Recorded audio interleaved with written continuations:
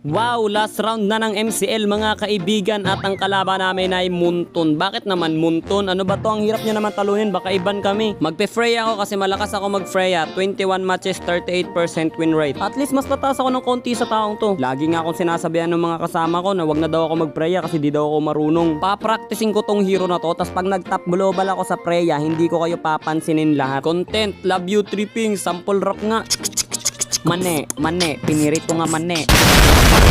O ano, nasa na yung kalaban ko dito para magkakaalaman na kami, pre. O ano, dito, lumapit ka sa akin para magkakaalaman tayong dalawa. Okay, mukhang tatlo. Sige, 1v1 tayong tatlo, palag-palag. Wala. Bang! Wala. Bang! Wala. Okay, bakit tatlo? Recall muna. Abalugi ako dun, tatlo yun, tapos may kasama pang tower. O eto, tatlo rin kami. Tara, sugod mga kapatid! Big! Bagang!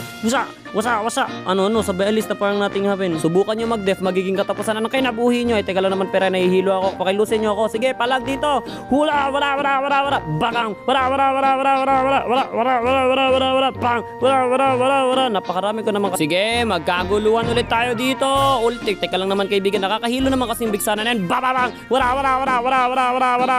O ano, sige. Wala. Isa ka pa. Pag may dumaan dito, katapusan na ng kanilang kinabuhi. Sige, kahit tank pa yan, mag-isa ka lang. Katapusan na ng yung kinabuhi, bro. Okay, sige, dalawa. Okay, sige, tatlo. Hindi na okay yan, pre. Pakilusin nyo naman ako. Buti na lang, nakarecall pa. Tapusin ang kinabuhi ng mga kalaban. Unahin muna natin ang tower. Tapos sila naman. Wala. Ano, sige, grabe. Wala ko sila. Wala. Victory!